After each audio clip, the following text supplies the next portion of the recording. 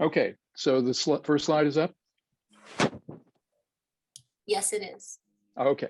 Good evening, everyone. I'm Douglas Hill, co-director of Pasadena Photography Arts. Thank you for joining us. We would like to recognize the Tongva and the Chumash, who are the native people of these sacred lands we have come to know as Los Angeles.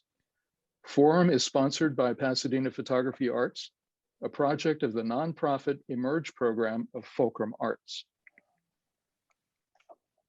Our mission is to promote diverse photography projects by established and emerging photographers worldwide through in-person and virtual exhibitions.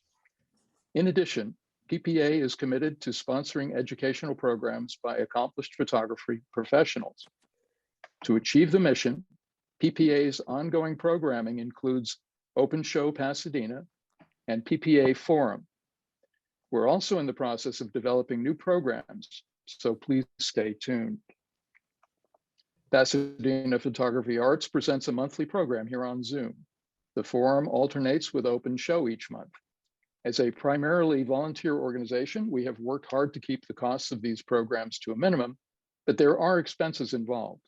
We ask that you donate whatever you can by visiting our website, pasadenaphotographyarts.org, and clicking on one of the donate buttons.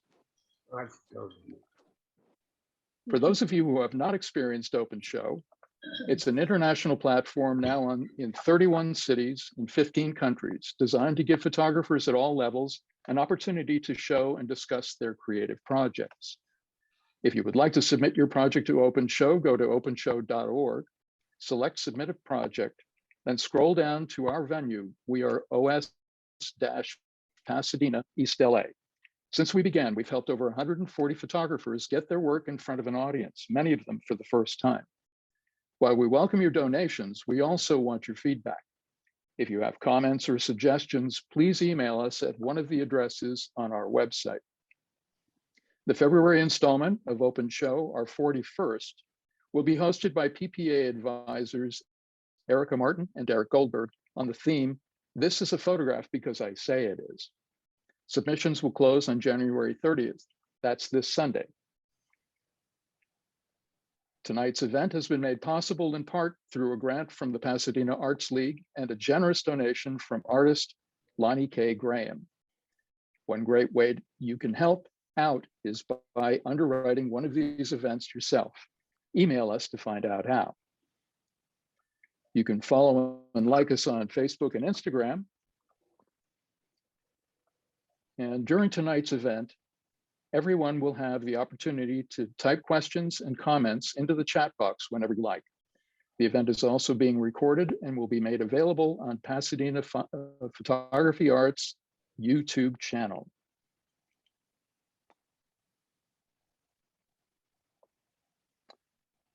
Oops. Tonight's presenter, Derek Goldberg, is a photographer based in Los Angeles. He has a BA from Dartmouth College and an MFA in film from the University of Southern California. Derek's work has been exhibited at Duncan Miller Gallery in Santa Monica and featured in Popular Photography. Recently, he was named to YourDailyPhotograph.com's Hot 100 of 2021 list of photographers. Derek counts Pete Turner, Lucien Hervé, Henri Cartier-Bresson, and Julius Schulman among his greatest artistic influences. Ladies and gentlemen, Derek Goldberg. Hi, thanks for everyone that's come here tonight.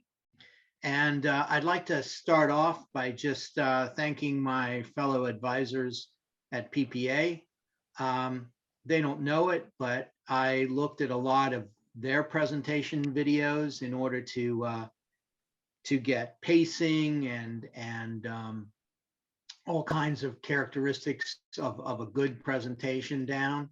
And while doing so, just briefly, let me say, reminded me how good their presentations were. A lot of them are very personal journeys in photography. And if people here today haven't seen them, by Doug and Rolance and Ellen and Deeb, I would highly recommend that you go to the PPA YouTube link which we can show again at the end of the presentation, and check out their stories. They are really good. Before I start, I'm as you know, I'm going to be talking about two architects, artists, and while talking about them, it's going to bring up certain philosophies and religious views that really help bring context to their work. And I just want to say that these aren't necessarily my views, but I will be discussing them because they really help elucidate and bring a degree of context to their work. And just briefly, why I chose these two architects, Antoni Gaudí and Friedrich Hundertwasser, was that they both share, even though they come from two different periods, they both share some very common views of the world and of art and architecture, and largely they uniquely encompass nature and architecture in together. They combine those two, and having been a landscape photographer earlier on in my youth, and now being primarily architectural, I like the fact that those two elements were combined almost seamlessly at times. And just a very brief word on why I shot. I'm presenting Gaudí in black and white and Hundertwasser in color. One was I thought they made a nice contrast. Number two, I think that black and white really helps capture the undulations and the irregular forms that one finds in Gaudí's architecture. He uses magnificent colors as well, and unfortunately those won't be visible tonight, but they are in many other photographs that you can find in books and online. And I would urge you guys to look those up if this presentation piques your interest. And it would be inconceivable to do Hundertwasser in black and white because he's such a guy about color. So he had to be color, but it turned out that I thought that it made a good contrast to the black and white presentation of Gaudí. So let's go ahead. I'm going to bring up the presentation, and I have to share it first. So bear with me while I share it.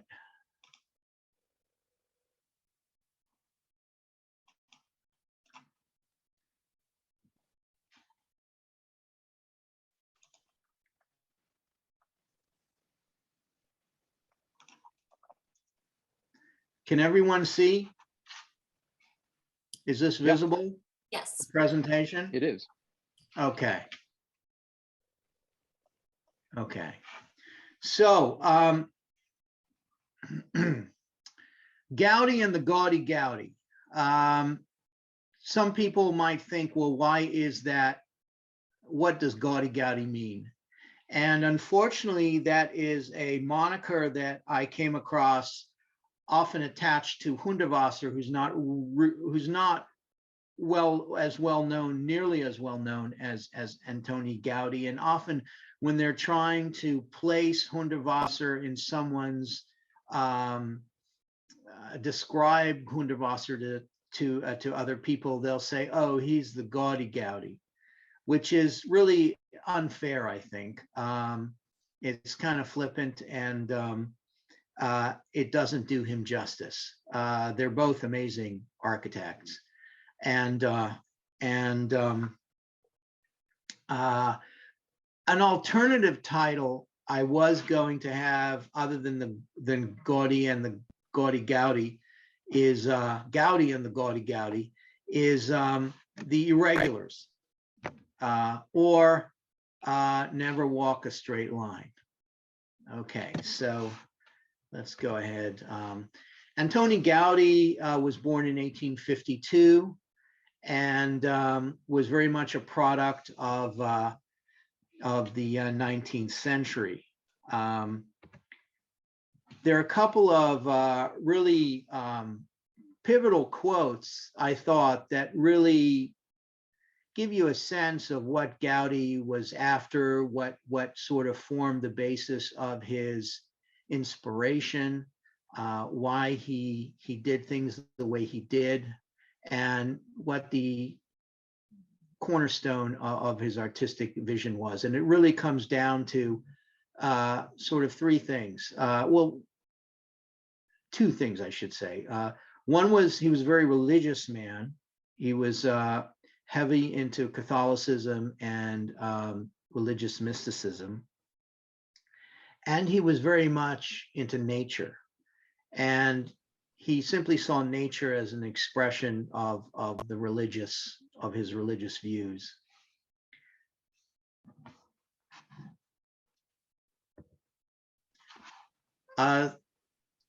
A central theory, a central movement that is at the heart of both of these guys is a movement called biomorphism, which is largely just getting your inspiration from nature, making things look or emulate nature, making things look organic, and taking on the form of biological and living things. Okay, we're going to get to pictures.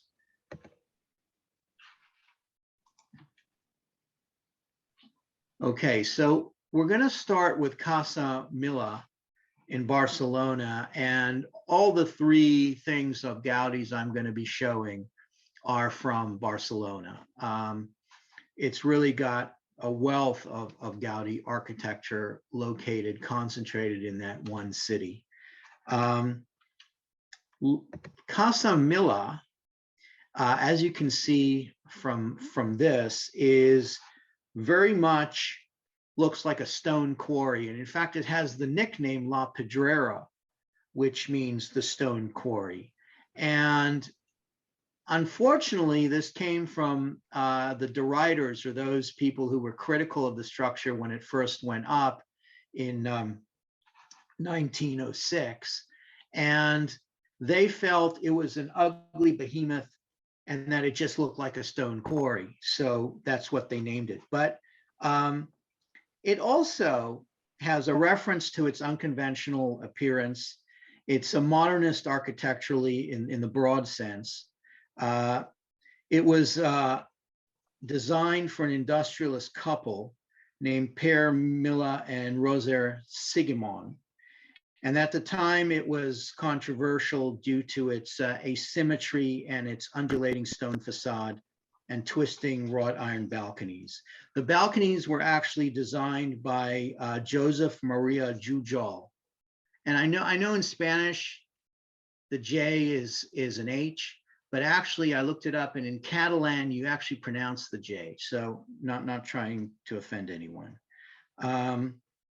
Some of the wrought iron balconies that were designed by Jujol have been removed over time because they weren't as valued back in the 19th century, and they just disappeared. They were taken off, thrown away, sold. And so they do appear in private collectors' collections. And you can actually see one or two of them in MoMA. You can't tell by looking at it, but the building is completely self-supporting stone facade. It's free of load-bearing walls. The facade connects to the internal structure of each floor through curved iron beams surrounding the perimeter of that floor. And so that makes it very easily to remodel inside. There are no load-bearing walls. People can knock things down, knock walls down, rearrange things. And it was a rather unique feature at that time when it was designed.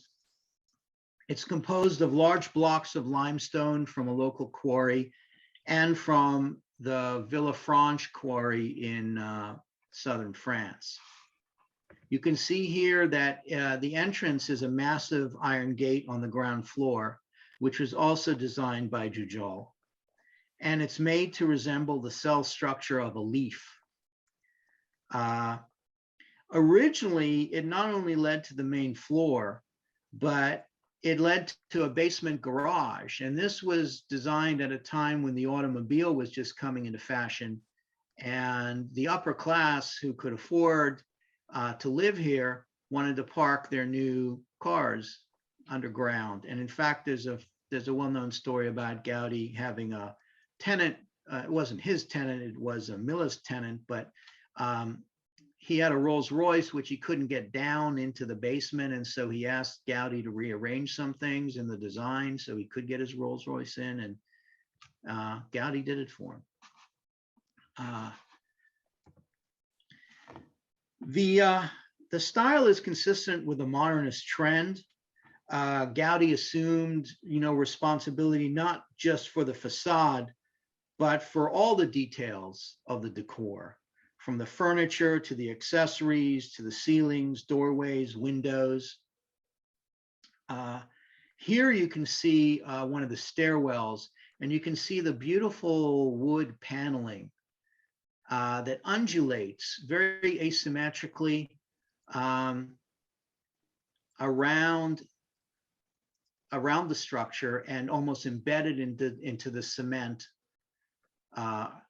that's above it. You can see some of the wrought iron used in the banister.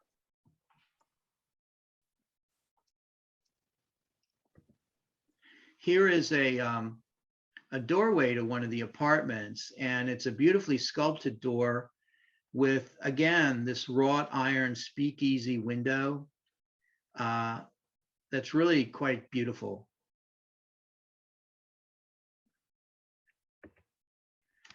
This is some of the furniture that Gaudi designed. This is known also as the La Pedrera chair. And this is actually a two-seater, but Gaudi did create single seats, and they've actually been used as models for modern chairs. And if you look up the La Pedrera chair, you can see it offered all around the internet now, not the originals, of course, but models for people to use in their daily life. One interesting thing about Casa Milla was Gaudi only designed it to have elevators on every other floor because he wanted the neighbors to bump into each other and socialize. Here's just another accoutrement, another part of the decor in one of the apartments, a very old gramophone. And if you look at the if you look at the horn piece here, you'll notice that the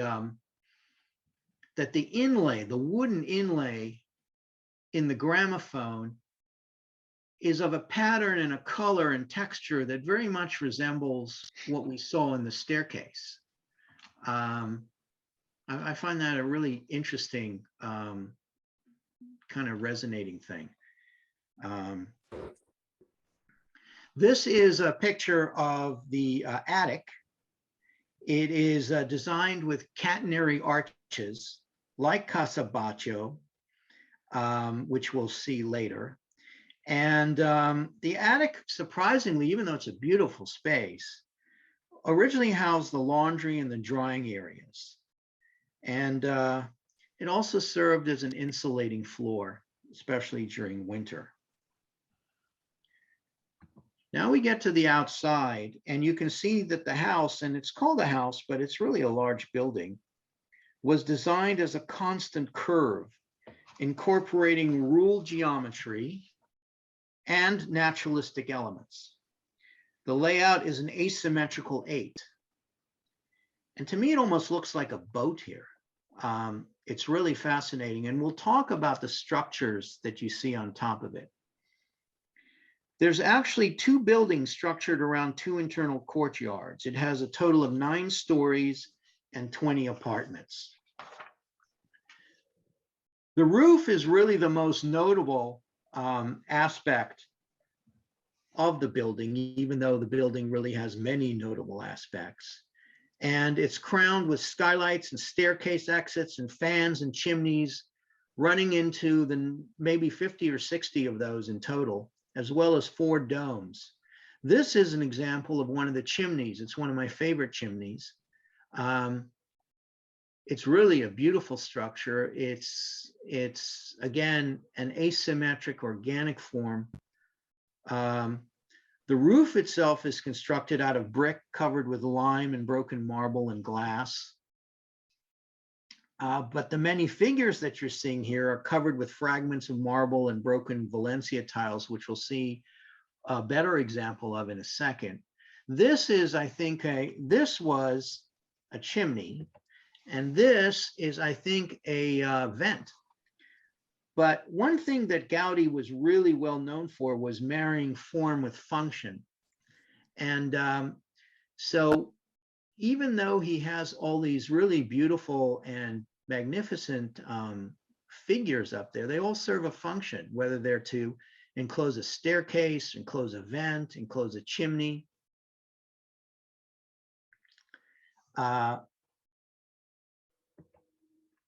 Just a few more views of these chimneys.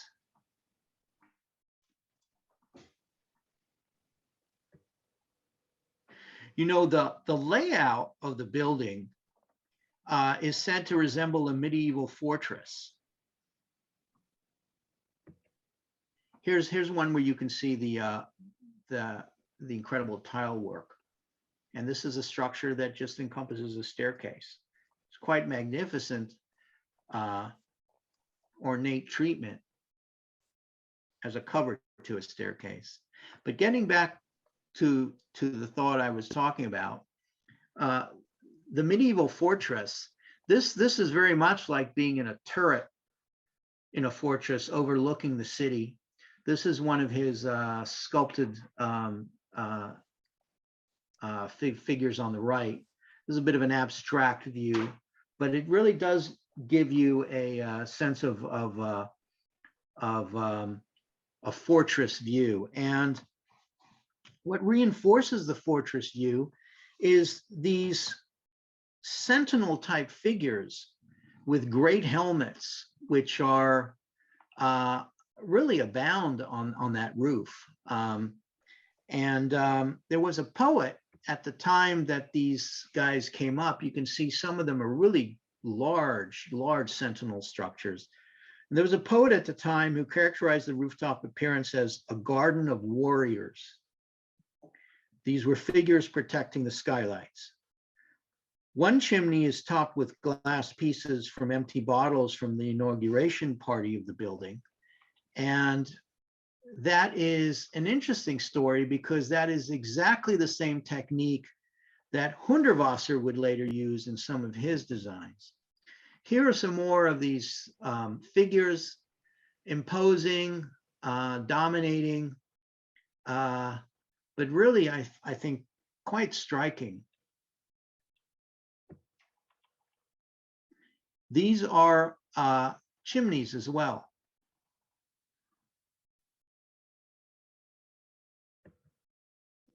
I like the fact that people could just walk amongst these sculptures and sit down, talk, have a drink, eat their food, and these huge lumbering figures just stand there and kind of tolerate it. And I mean, not that you'd expect them to do anything, but it's just a very interesting mix of forms with humans, people right down there, and then these large sort of structures. This is actually a shot of the top floor and the roof of Casa Milla, taken in the late afternoon, and it really the light is I took it because I like the light on the building. I like the fact that you could see the structures on top, and you can see some of the people there just hanging around on the edge. And this next photo is just to show you how, even though it's a very unusual structure, it just fits into the neighborhood. This is just the part of the district, the example district in Barcelona at night. And there's La Mila just acting like another building. I should just let you know a really funny anecdote about, apparently during the building between 1906 and 1910, when it was finished, there's quite a bit of friction, especially between Mrs. Sigamon, who was married to Mila, and Gaudí. They didn't agree on the furniture. They didn't agree on the decor. They didn't agree on cost, on that stuff. And at one point, Mrs. Sigamon was pretty upset with the roundish rooms, because she couldn't push her Steinway piano up against the wall. And so when she told Gaudí, he suggested that she take up the violin. After being used over the past century in many different ways, as a bingo hall, even an academy, rented offices for various companies, today Casa Mila is a UNESCO World Heritage Site. And just so you know, the apartments are occupied today. It's also a regular apartment building. Casa Batlló. Casa Batlló was built just a few years before Casa Mila, and it is often referred to as the House of Bones. And you can tell right away from this immediate shot why that is. It sort of has this visceral, skeletal, organic appearance. It's in the example district as well. It's kind of cat a corner from Casa Mila, and it sits on this block that has the nickname the Block of Discord, because on it sit four buildings made by four modernist Barcelonian architects, one of which is Gaudí. And apparently they're all quite different. And they're, when they first came up, it created quite a stir and got the nickname Block of Discord. You can see they're characterized, and as we'll get closer here, you can see that the architecture is characterized by few straight lines, and the facade is decorated with a colorful mosaic of broken ceramic tiles. And we can see a little bit more of that, of the ceramic tiles up on the upper part there. The history is it was commissioned in 1904 by Joseph Batlló, a textile industrialist.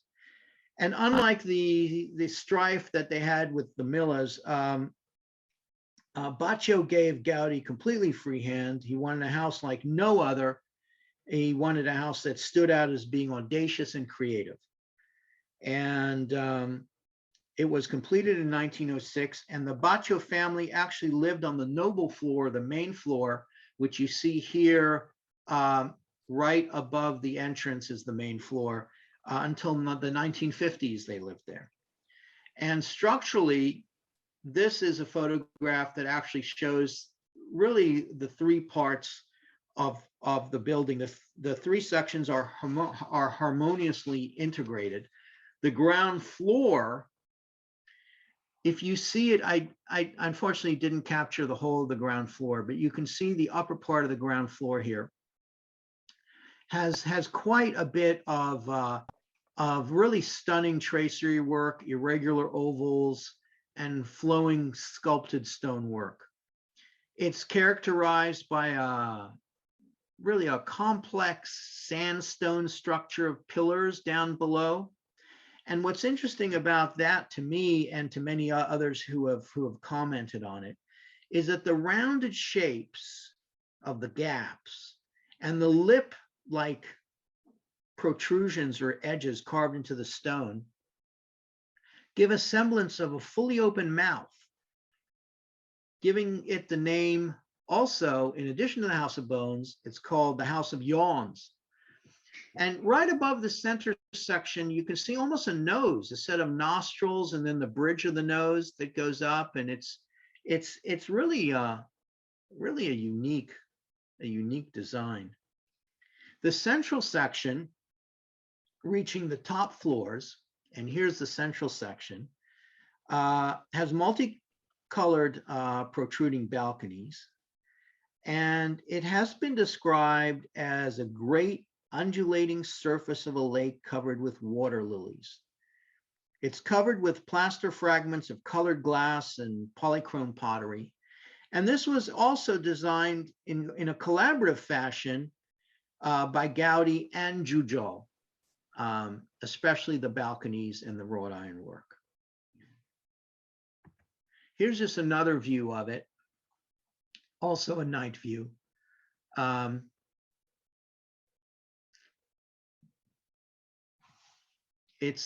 just sometimes stare at it because the building is just so unique, so beautiful. And whether you see it at night or during the day, sorry, one more shot of it. Here's the upper part of that central section, and you can see the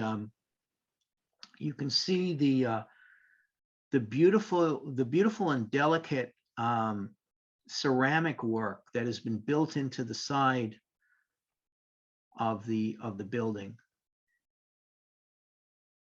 And again, you know, the balconies have a very similar feel to some of the Sentinel sculptures to me in on Casa Milla. They almost look like helmet, parts of a helmet or parts of a mouth guard.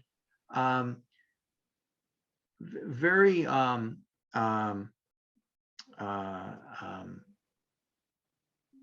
what's the word I'm looking for? Doesn't come to me. We'll move on. This is the noble floor, a picture from the outside of the noble floor. And this is the main occupancy, the main place where the noble family lived. And this is looking at the outside window, panel of windows. And again, we're right above the lip, the open mouth, lip, nose section. And to me, this was really a striking view of the building because to me, it almost looks like a spaceship, almost extraterrestrial. Going inside, we see some of the really rich pottery and decor that was created. You see up on the right is a very asymmetrical staircase that Gaudí designed. His asymmetrical oval window up in the top left. Here is a magnificent chandelier. It's tucked into a wavy spiraled ceiling that to me looks like an upside down tidal pool. And it's meant to evoke the strength of the sea. Here's another view of it. And I just think that twisting, undulating ceiling is to me more interesting than the chandelier itself, but the chandelier is pretty cool. Here's a door, one of the doors in the apartments. You can see the beautiful woodwork that was done. It's sort of a very atypical topographic surface, three-dimensional surface, beautiful entranceway. You can even see a symbol. The room numbers were given with symbols. You can see that in the top middle of the door. I think it's a Catalan symbol. One other aspect about this is a good example of how the doorknobs and the banisters I showed before took on a certain ergonomic shape. And again, that speaks to the biomorphic aspects of the design. It's really a modernist statement, and this floor is really the heart of the building. Although you could argue that the roof is too, and we'll get to that. This is the patio of lights. It's an interior section carved out of the building with a skylight at the top, and the light coming in is supposed to feed all of the apartments that open up onto it. And the tiles subtly shift in hue from top to bottom to ensure the uniform distribution of light. And the windows also range in size, getting larger towards the bottom to let more light in.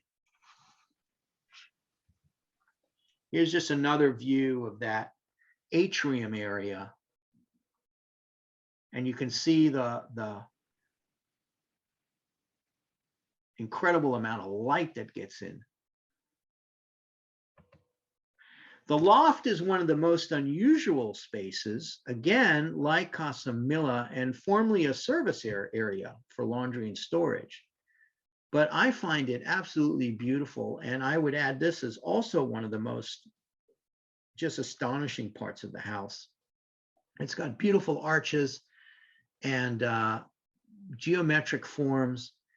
Its simplicity of shapes and its completely whitewashed walls kind of evoke a Mediterranean feel.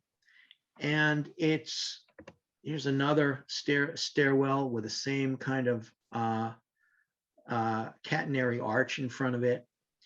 And there are a series of 60 catenary arches that create the space on this level. And they're supposed to, when looked through from end to end, they represent the rib cage of an animal. And that animal is the dragon, which is on the roof, which we'll get to. Here is the roof, and it has two salient features. The first is the 4 crooked and polychrome chimney stacks, which you see right in front there. They were largely there to prevent backdrafts, but again, form and function together. He's created a beautiful sculpture out of it. And the second feature behind it is this domed arch staircase that's likened to the back of a dragon. And let me show you a couple of other views of that. You can see that the staircase, again, is, I mean, part of the dragon is constructed to really enclose the staircase. And that's a marvelous, beautiful structure for that. And there's a theory that the rounded feature just to the right in that left picture, terminating at the top in a turret and a cross, is the lance of St. George, the patron saint of Catalonia, who's slaying the dragon, and its body lies above here.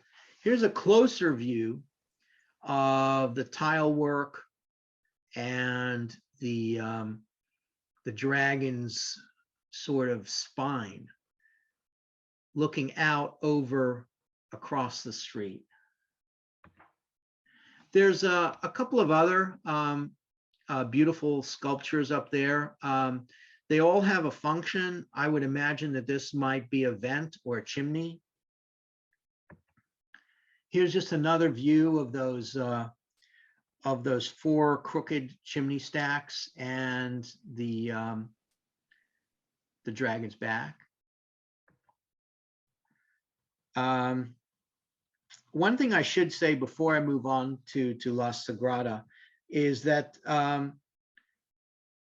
Casa Batlló is really the ultimate, many people consider it the ultimate in an example of Catalan modernism. It's really beautiful and emblematic of that kind of architecture. Moving on to La Sagrada Familia.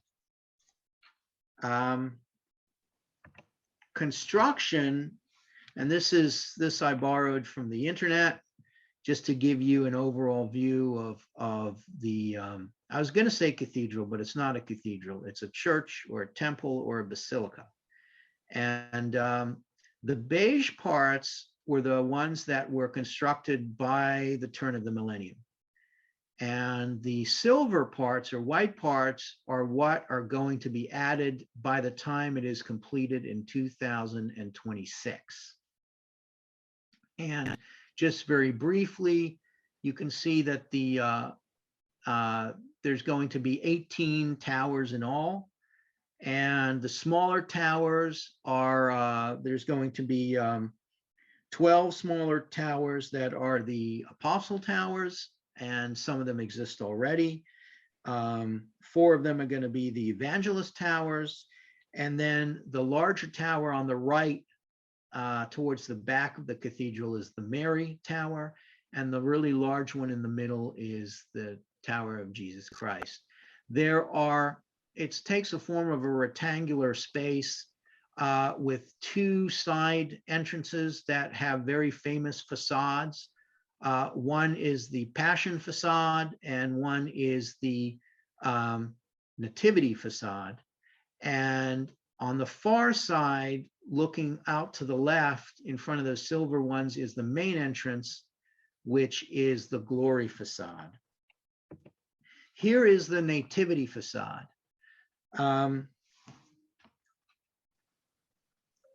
This was the only facade that was completed in Gaudy's time, in Gaudy's lifetime. He died in 1926 in his 70s. This had been in construction since 1982. He came on as the architect in 1983 after the first architect left the project. And you can see that nothing really is more biomorphic than this structure. It has elements of the Neo-Gothic, of Art Nouveau, but at its core, it's pure biomorphism. Something that's interesting about the Nativity facade, other than the fact that it was completed, and when I say it was completed in Gaudy's time, I don't mean the decor was completed, the structure was completed. The actual sculptures on the outside, which we'll look at here, were completed in the 1950s by a sculptor who was commissioned to do so. His name was Juan Busquets, and he created this choir of angel children and various scenes from Catholic lore about the coronation of Mary, the birth of Jesus, the ascension of Jesus, and you can see the intricate, detailed work in this photo as well. Now, this photo, to me, and I should say that there was controversy about the design. It was supposed to be, the Nativity facade was supposed to be this light-filled, optimistic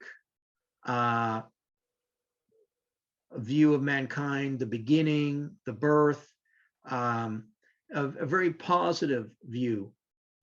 But some people are not fans of it. And I have to say that I find it, like some people have said, a little nightmarish. There are elements to it that I find unsettling, like this wave of looks like dried molten lava in the middle.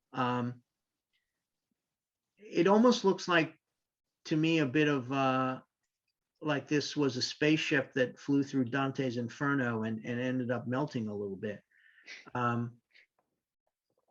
It's a remarkable piece of work, but I still find it somewhat unsettling. The Passion facade, on the other hand, which was all about the crucifixion of Jesus and was a much darker facade, is, in my view, just an amazing and spectacular facade. The sculptures were done in the 70s and 80s by Joseph Maria Subarak. And just the starkness, the lines are just incredible. I find this by far the most interesting facade. And Subarak was criticized a little bit because they said his figures didn't really look Gaudi-esque or fit with Gaudi, but I couldn't disagree more. You see, when we look at some closer views, you'll see that there are sentinel characters that look very much like the figures we saw in Casa Milla. This is actually a rendition of Ecce Homo, where you have Jesus on the left with his crown of thorns, and you have the Roman soldier on the right, tasked with his torture, who's looking somewhat forlorn.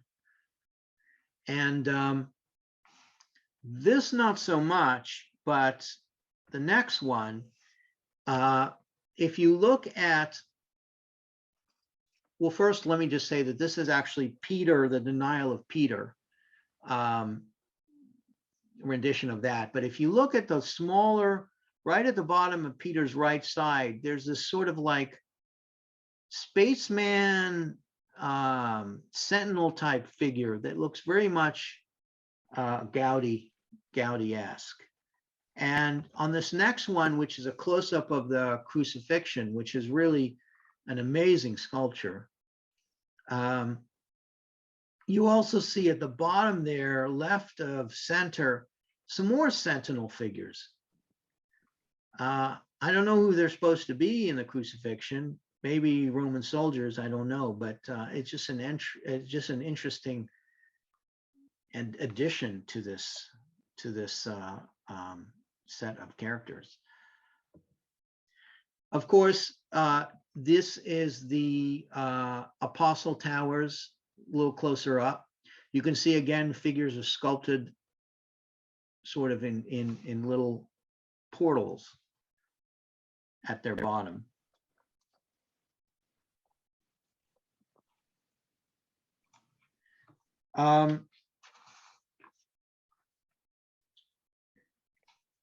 This is the inside, the interior, and it's a massive interior. There's one central nave surrounded by 4 other naves. It's 90 meters long and 60 meters wide and has a capacity of 9,000 people. And this first image of the inside shows what the light looks like coming in. And light was of central importance to Gaudi, so much so that he actually refused to use buttresses on the outside because they blocked light, and he wanted as much light as possible. And he even limited the use of stained glass high up in order to let more light in.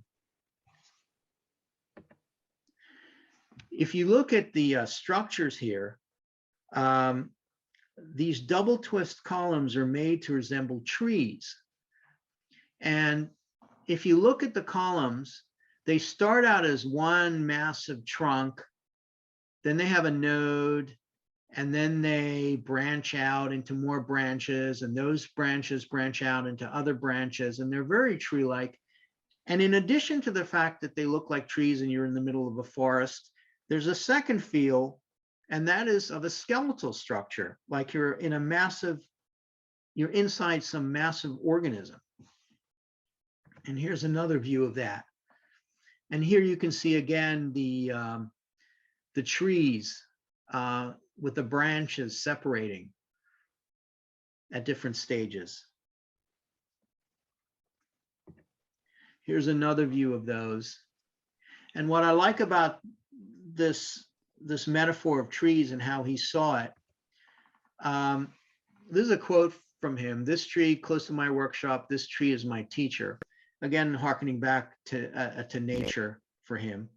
But I like the juxtaposition of these two images.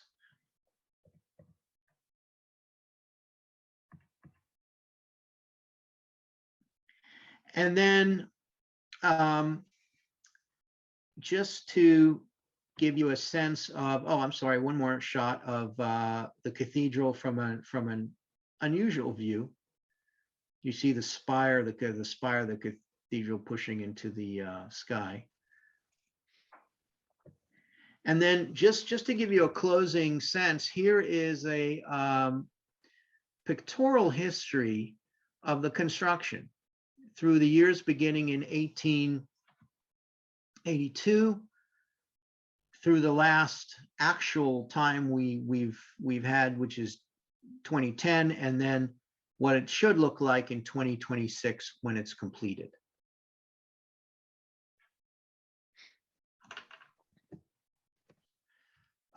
Just finally, I wanted to give you a color shot of Gaudí's work. This is overlooking the city of Barcelona from his Park Güell, and you can see some of his structures there at the front of Park Güell.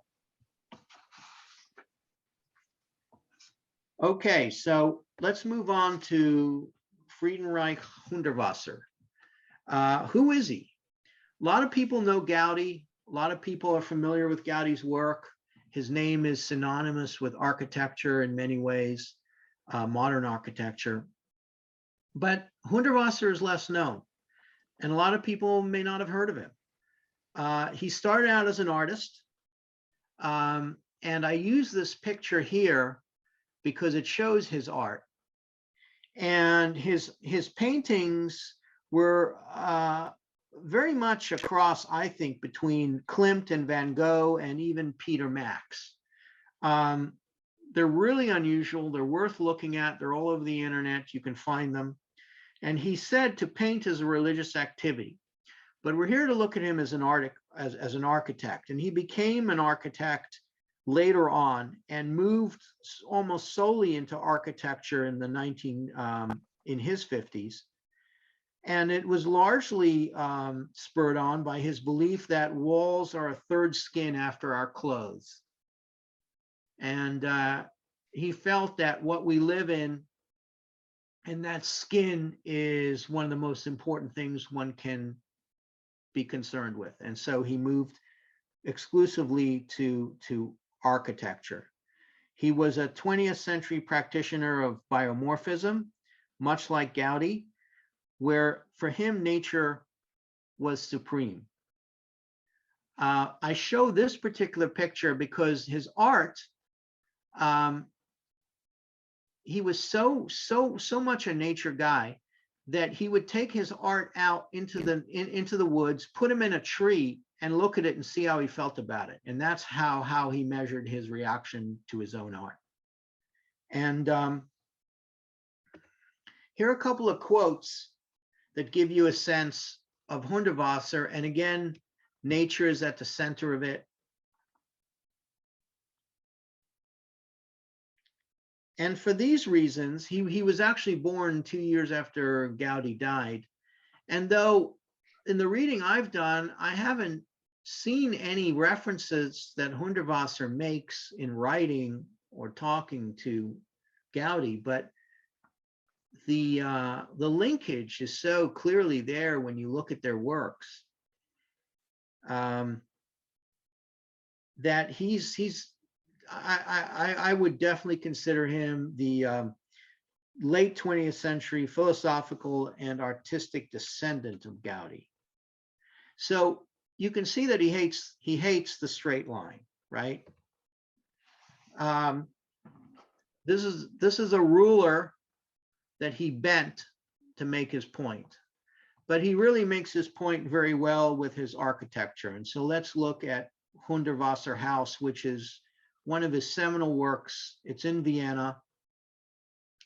And it's there that I was introduced to him when I was in Vienna, and where I heard the phrase, the Gaudy Gaudí, which I don't agree with. This is Hundertwasser House. It's interestingly really only photographable or accessible from two angles. One is the main front space, and then the side, and then the other two sides are not accessible. And the one side that is accessible is not, there's not much to it. Everything is on this front face, and so that's what we're going to look at. He loved, you can see that there are no straight lines here. The lines are curvy and wavy, even though the patches of color appear to be somewhat rectangular or square. They are really irregular squares and irregular rectangles defined by wavy asymmetric lines. His balconies are all circular and round, no square balconies. He strongly believed the circle, the spiral, these were all very holy concepts for Hundertwasser. He believed that the spiral was a symbol of nature and the symbol of life, the circle, the revolving cycles of things. And he sought to emulate all forms of nature in his man-made constructions. He was not a religious man like Gaudí was. You could say that his religion was nature, to be one with nature. And his architectural works here are largely characterized by asymmetric organic forms, very much like Gaudí was. I'm going to show you a few more shots here.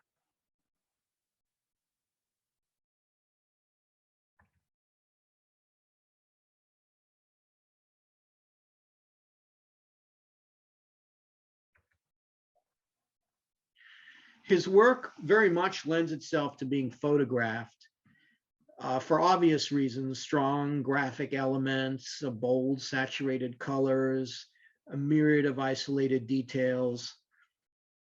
And it's holistically interesting in wide shot or close up.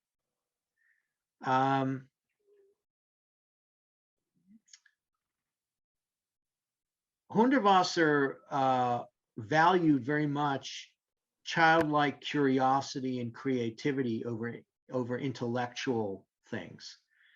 He was very fantastical, and he said he was guided by his dreams. And other movements associated with him are surrealism and magic realism.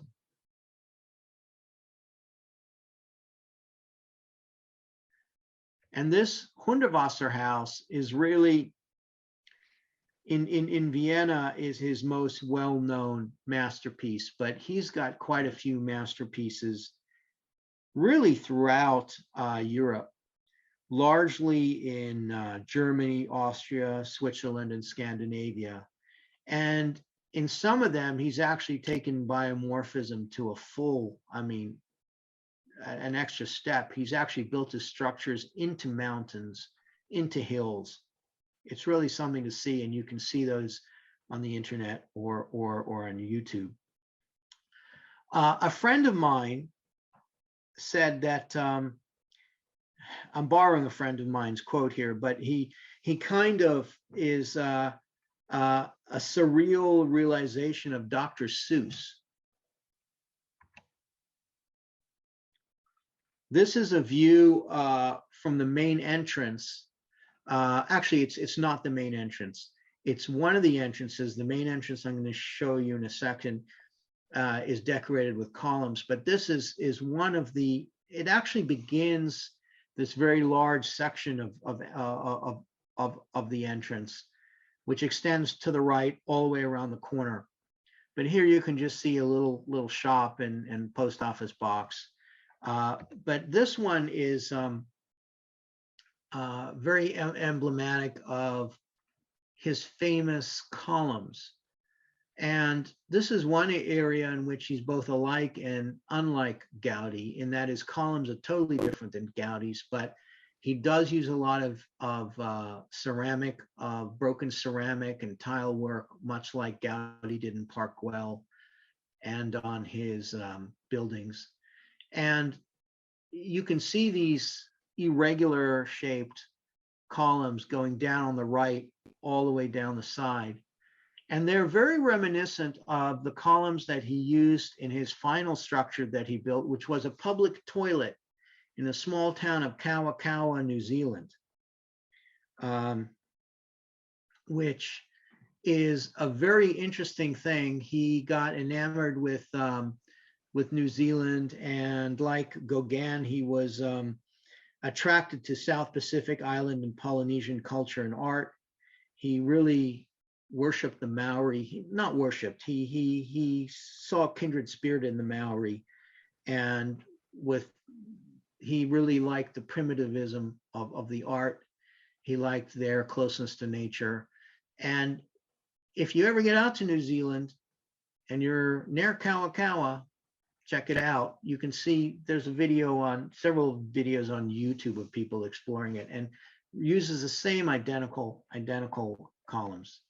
Some inlay work and tile work, again, very reminiscent of Gaudy's tile work, especially in Park Güell. Again, going back to his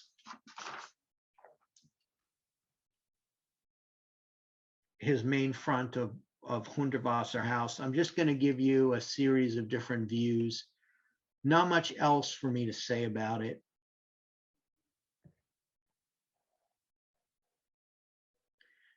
Again, the wrought ironwork, while not similar in style to Gaudy's, the emphasis or the use of wrought iron was just as important to him.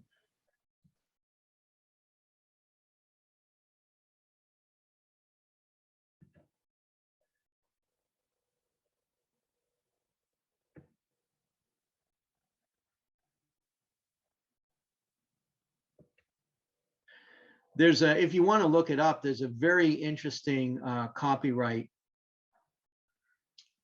photography copyright issue surrounding a picture taken of Hundertwasser house.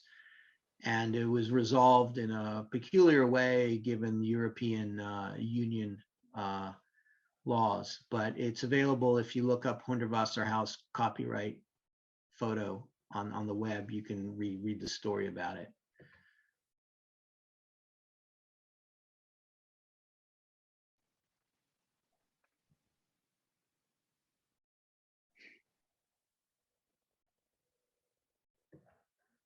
And then that is the final image.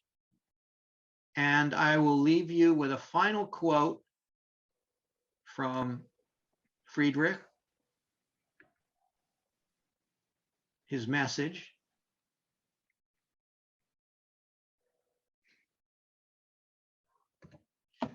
Thank you very much. Thanks, Derek. Yeah, what a fascinating presentation. Thank you. Beautiful work. And absolutely remarkable architects. I think Gaudí is certainly somebody that I think most people have been familiar with. Hundertwasser is less well known, and certainly seeing the similarities between their work is quite remarkable. We have a few minutes if anybody would like to ask questions, have comments that they would like to share with us. I wanted to read a couple of things. Debbie Arlook had to run, but she did leave a couple of comments. One is that she recently returned from Barcelona and spent time amongst Gaudí's buildings. The energy is mystical and beautifully overwhelming. And she also wanted to know when you photographed La Sagrada Familia. I photographed it in 2007. So there's been quite a bit of work done, and there was a lot of scaffolding and things were covered. And so I had to really work around those, which is why I don't have photographs of, for example, the Glory facade and some other elements. But they've been working really, really fast, and they've been using modern engineering techniques to accelerate that work. And so that's allowed them to project a final date of 2026, and it's going to be completed hopefully by then. One of the engineers, the consulting and engineers, has a video on YouTube discussing the work that's being done and some of the new stuff that they're doing to it and the completion plan. And if anyone is, it's about a 55-minute video. I would highly recommend looking it up. Great. Leah Levin says, thank you, Derek. Wonderful presentation. And Patty Arana says, yes, a nice presentation and learn more about the topic. And Leah Levin says she wished that she had heard this before visiting Barcelona. Oh, thank you, Leah. Okay. Thank you. Is there anybody in the audience who would like to ask a question? You can unmute yourself and we'll hear what you have to say.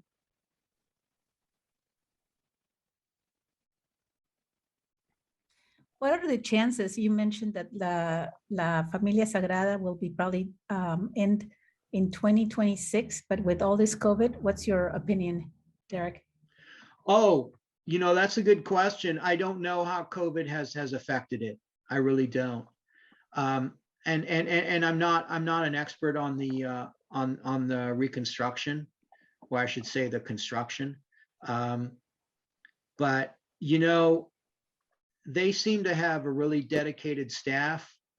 And what's interesting, especially if you watch this video on YouTube about the construction, they do everything on site, so they have to bring very little in. And they have really top-notch architects and engineers working on it. So I would imagine that they can overcome probably 2 years of the COVID stall, although I imagine they continued to work on it during that. But it's a good question. I don't know how much of a disturbance that'll end up being. Thank you so much. Yeah. Sure. Does anybody else have a question they'd like to ask?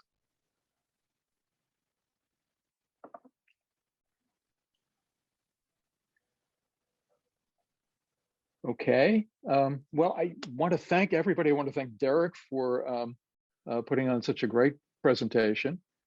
I know I learned a lot. And I wanted to thank all of you for being with us. Thanks, everyone. I really appreciate it.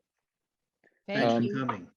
Pasadena Photography Arts is very grateful for having an audience such as yourselves.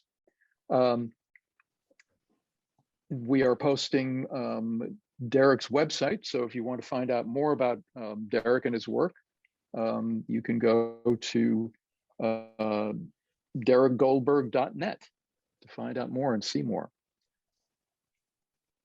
And I wanted to remind everyone that we have open show coming up, and if you are interested or you know anybody who you think might be interested, please let them know that they have until Sunday to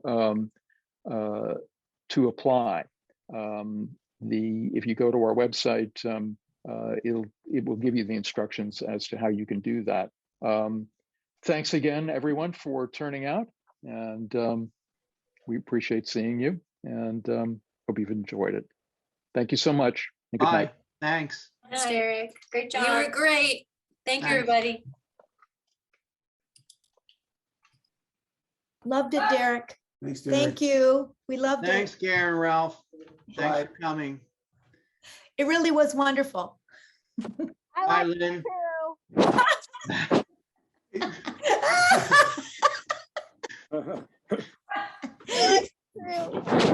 Hi. Yeah, get up, Jan. Very inspiring, Derek. It was. It was beautiful. Bye. Thanks, Derek. Bye. Yeah, So we're leaving. Let's Okay. go. Let's go. Bye, everyone. bye. Bye.